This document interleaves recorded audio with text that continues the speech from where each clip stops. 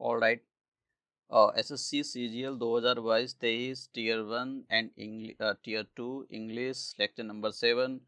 और ये लेक्चर होगा हमारे पास वन वर्ड सब्स्टिट्यूशंस। ठीक है, ये वन वर्ड सब्स्टिट्यूशन का लेक्चर हमारा 7 होगा। मैंने यहाँ पर इसको मैं लिखना भूल गया हूँ। अब जल्दी से देखते हैं कि टीयर 1 का सिलेबस क्या है, टीयर 2 का सिलेबस क्या है। एसएससी सीजीएल का देखिए टीयर 1 का सिलेबस आप देख सकते हो, जल्दी से आप स्क्रीन पर रीड कर लो इसको। Candidates ability to understand correct English and his basic comprehension and writing ability et cetera would be tested. और इंग्लिश सेकंड देखिए, इसकी इंग्लिश सेकंड के अंदर हम क्या बोला गया, देखिए इंग्लिश सेकंड जो टीयर सेकंड है उसकी इंग्लिश के बारे में देखें आप। देखिए हम ये जो इसके अंदर एक ये देखिए ईडियम एंड फ्रेज का मैंने फर्स्ट लेक्चर अपलोड कर दिया है, और वन वर्ड सब्स्टिट्यूशन का हमारे पास आज 7th लेक्चर होगा। ठीक है, तो हम ये सारी चीज़ें वन बाई वर्ड, देखिए ये सारा एक प्रोसेस है। ठीक है, अगर आप सोच रहे हो कि ये इसको सब एक ही दिन में कि एक ही दिन में कर लेते, कि एक दिन में नहीं होने वाला। ये कोई 6-7 क्लास का एग्ज़ाम नहीं है, ये कॉम्पिटिटिव एग्ज़ाम है। तो ये एक प्रोसेस होता है, ट्रांसफॉर्म करना है अपने आप को। आप जब किसी भी कंपटीशन की तैयारी कर रहे होते हो तो तैयारी करने के बाद आप अपने आप को पाते हो कि आप तैयारी करने से पहले क्या थे और तैयारी करने के बाद क्या हो। तो ये एक ट्रांसफॉर्मेटिव प्रोसेस होता है। जिसने अपने आप को ट्रांसफॉर्म कर लिया, चीज़ों को पढ़ लिख कर, तो समझ लो उसी का एग्ज़ाम निकल जाता है। और जल्दी से देखते हैं कि हमारे पास जो एसएससी के अंदर दो एसएससी सीजीएल के अंदर जो टीयर होते हैं, टीयर 1 का सिलेबस फटाफट देख लो, और टीयर 2 का सिलेबस फटाफट सॉरी सिलेबस नहीं है, एग्ज़ाम पैटर्न के बारे में बता रहा हूँ, देख लो। जैसा कि बताया कि आपको एसएससी सीजीएल 2022 आपका एग्ज़ाम पैटर्न चेंज हो चुका है। और आपको बता दूं कि पेपर 1 के अंदर आपसे पूछा जाएगा।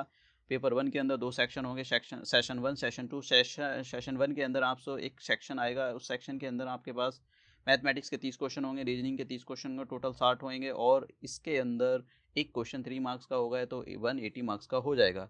सेक्शन सेकंड के अंदर आपके पास इंग्लिश आएगी, और उसके बाद आएगी जनरल अवेयरनेस। देखिए ये पहले नहीं आता था, ये भी नहीं आता था, लेकिन अब इसको नए सिलेबस के तौर पर ऐड कर दिया गया है। तो इंग्लिश के क्वेश्चन यहाँ पर कम कर दिए गए हैं। और रीजनिंग के क्वेश्चन जैसे आप जानते हो कि पहले नहीं आता था, लेकिन अब आने लगी है रीजनिंग। टोटल 70 क्वेश्चन हो जाएंगे, एक क्वेश्चन 3 मार्क्स का होगा आपको, तो 70 से आप मल्टीप्लाई करिए, 210 का हो जाएगा। आपको 1 आवर इसके लिए मिलेगा, इस पोर्शन के लिए, और 1 आवर इसके लिए। फिर उसके बाद आपका कंप्यूटर नॉलेज का टेस्ट होएगा, कंप्यूटर नॉलेज का 20 क्वेश्चन होंगे, और एक क्वेश्चन 3 मार्क्स का होएगा, इसका मतलब 60 मार्क्स के। देखिए वेटेज, देखिए यहाँ पर क्या है कि पहले इंग्लिश को ज़्यादा वेटेज दिया जाता था, मैथमेटिक्स को, कि आप इंग्लिश को ही खाते रहो पीते रहो, मैथमेटिक्स को। लेकिन दूसरे सब्जेक्ट भी इतने ही इंपॉर्टेंट होते हैं अगर आप ब्यूरोक्रेसी में काम करना चाहते हो। जैसे कि एग्जाम्पल के बेसिस पे बताना चाहूँगा, कंप्यूटर। अगर आपको कंप्यूटर की नॉलेज नहीं है, तो आप बताइए कि आप क्या किसी भी मिनिस्ट्री ऑफ पर्सनल या मिनिस्ट्री ऑफ होम अफेयर या मिनिस्ट्री ऑफ स्टैटिक्स काम कर पाओगे? नहीं कर पाओगे, क्योंकि computer is the basic need. तो आज हम, जैसे कि हमको बताया कि हमारे वन वर्ड सब्स्टिट्यूशन का, मैं यहाँ पर लेक्चर में ये लिखना भूल गया था, वन वर्ड सब्स्टिट्यूशन का हमारे पास लेक्चर नंबर 7 है। और हम अपना लेक्चर स्टार्ट करते हैं। देखिए, जैसे कि आपको पता है कि हम ये 10-15 मिनट की सीरीज़ रखने वाले हैं, ज़्यादा बड़ी नहीं रखेंगे, बहुत छोटी-छोटी चीज़ें, और सारी धीरे-धीरे कवर करेंगे। ऐसा नहीं कि एक ही दिन में सब कुछ करो। कोई भी जल्दबाजी नहीं करना है, लेक्चर को धीरे-धीरे स्टेप बाय स्टेप देखना है। मैं पीपीटी अपलोड कर रहा हूँ अपने टेलीग्राम चैनल पर, आप वहाँ से डाउनलोड कर सकते हो। ठीक है, तो पहला वर्ड है हमारे पास कलीग। कलीग का मतलब होता है, जैसे आप एक कंपनी में जाते हो, सपोज लेट से आपकी कंपनी में बहुत बड़ी हो सकती है आपकी कंपनी, छोटी भी हो सकती है, और आप किसी भी एक कंपनी में काम करते हो, और उस कंपनी के लेट्स से 100 वर्कर हैं। मैं ऐसी एग्जांपल ले रहा हूँ, कोई ज़्यादा भी हो सकते हैं, कम भी हो सकते हैं, it depend on the company. तो ये सारे क्या हैं, ये सारे आप एक प्रोजेक्ट पर काम करो, सेम प्रोजेक्ट पर, तो ये सब आपके कलीग हो गए।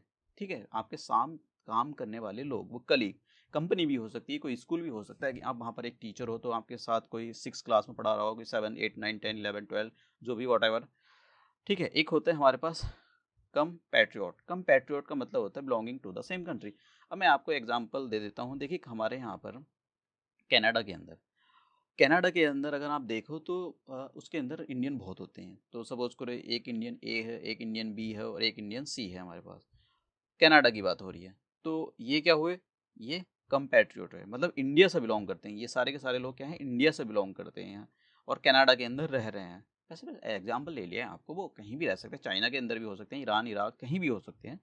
तो कंपैट्रियोट का मतलब होता है belonging to the same country, एक ही कंट्री से बिलोंग करना। एक और चीज़ वर्ड यहाँ पर आ जाता है पैट्रियोट, तो मैंने उस वर्ड को हालांकि बाद में लिख दिया था, मुझको वो उसके इसी के पास में लिखना चाहिए। पैट्रियोट, पैट्रियोट का मतलब होता है देशभक्त। देखिए अ पर्सन देशभक्त हो गया, इसका मतलब पैट्रियोट का मतलब अ पर्सन हु पैट्रियोट। देखिए ये जो शब्द है आप जरा इस पर ध्यान दें, ये कम पैट्रियोट है।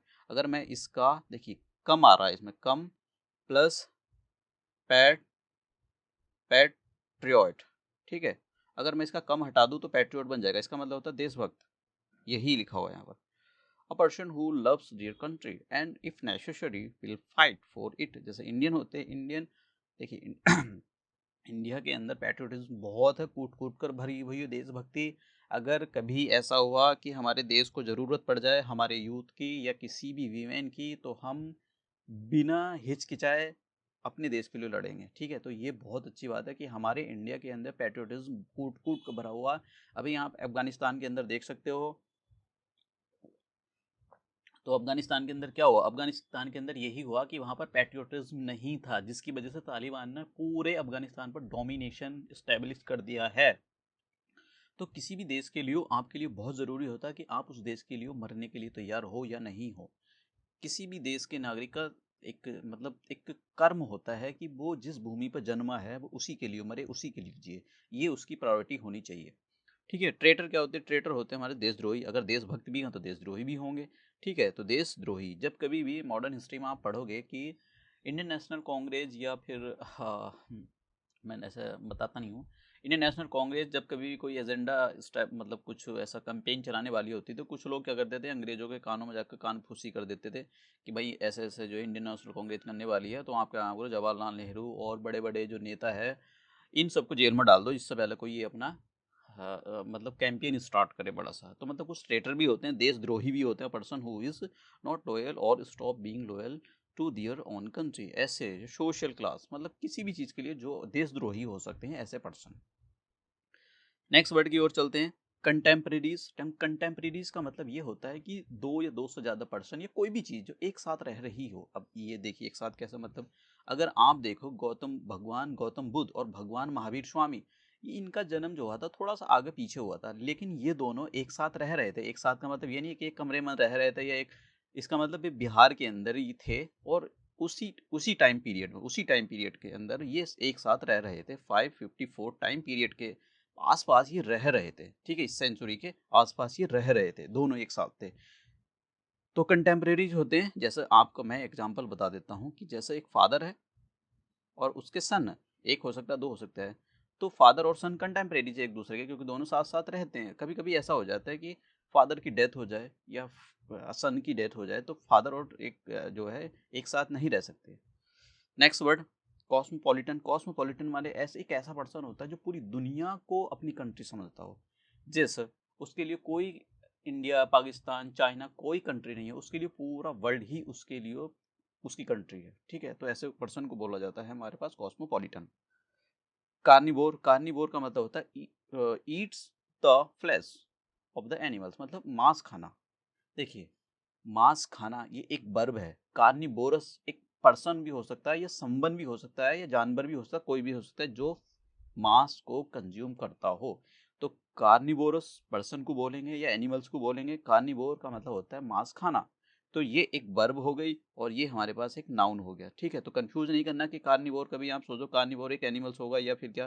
कार्निवोर का मतलब होता है कि आपने मीट को कंज्यूम किया, मीट कंज्यूम कर रहे हो, ठीक है, मीट खाना।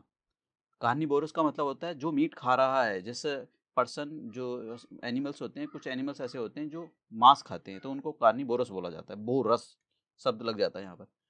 कैनिबल, दिस इज द, देखिए इसके अंदर मैं आपको एक बात बता देता हूँ। मैंने एसएससी सीजीएल हो या दूसरे जो 12th बेसिस पे एग्जाम होते हैं, मैंने उन सारे वर्डों को यहाँ पर लिया है। वन वर्ड सब्सटीट्यूशन कुछ भी नहीं छोड़ा है। इससे बाहर मुझे नहीं लगता है कि शायद कुछ जा पाएगा, जा सकता है तो अब इसके बारे में मेरी कोई गारंटी है, लेकिन मैंने बहुत सारी बुकों का यूज़ किया है, कुछ इंटरनेट बहुत सारी चीज़ों का यूज़ किया है मैंने, ठीक है। तो मैंने ये वर्ड वहाँ से निकाले हुए हैं।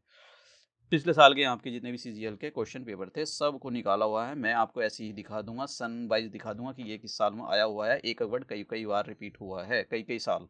कैनिबल, कैनिबल का मतलब होता है ऐसा पर्सन जो ह्यूमन फ्लैश खाता हो। आपने देखा होगा आज की डेट में कैनिबल मिलना बहुत मुश्किल है, लेकिन होते हैं जो ह्यूमन और मतलब ह्यूमन का ही मांस खाए, एक ह्यूमन दूसरे ह्यूमन का मांस खाए, ऐसे पर्सन भी होते हैं, लेकिन वो कम होते हैं।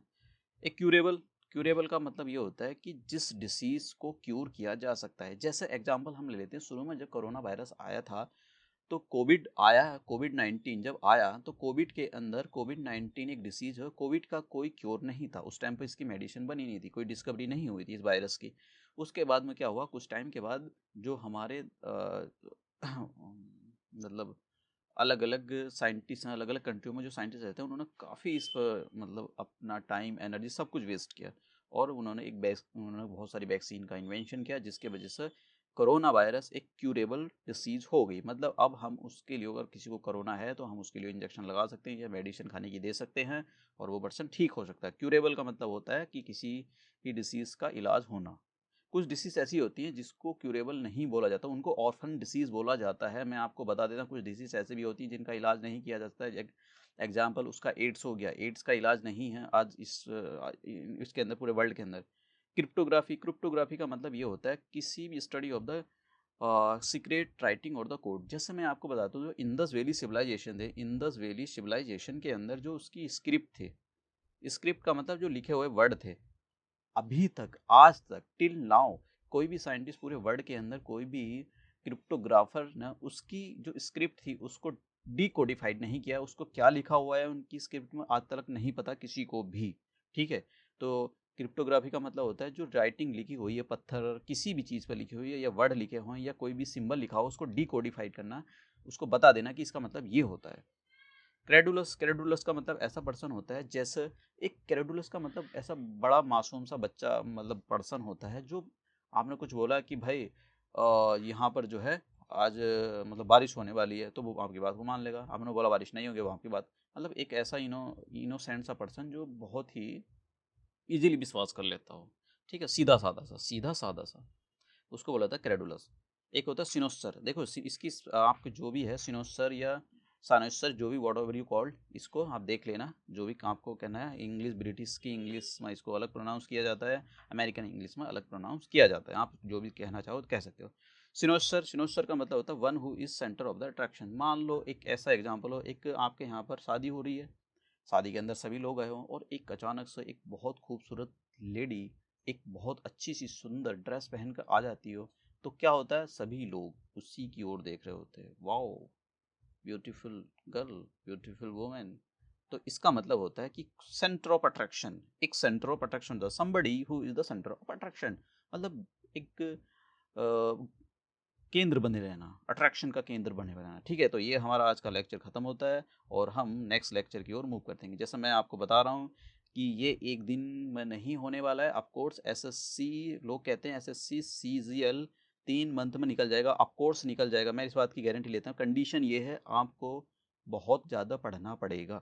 देखिए, ये एक प्रोसेस होता है, और धीरे प्रोसेस हमेशा धीरे धीरे होता है। ऐसा नहीं होता है कि रात को पढ़े, एक दिन पढ़ लिए, एक दिन नहीं पढ़े, कभी हो गया, ये ऐसा नहीं होता है। आपको रेगुलर पढ़ना पड़ेगा। सब कुछ आ जाता है, लेकिन स्टेप बाय स्टेप आता है। पढ़ाई के लिए कोई ऐसी कोई दवाई नहीं बनी कि आप जिसको घोल को पी लो और हो जाए। ये सब एक प्रोसेस है जो आपको स्टेप बाय स्टेप एक स्लो प्रोसेस में करना पड़ता है। ठीक है, तो ये आपको धीरे धीरे सीखना पड़ेगा। चलो नेक्स्ट लेक्चर की ओर, नेक्स्ट लेक्चर में मिलते हैं। Thank you.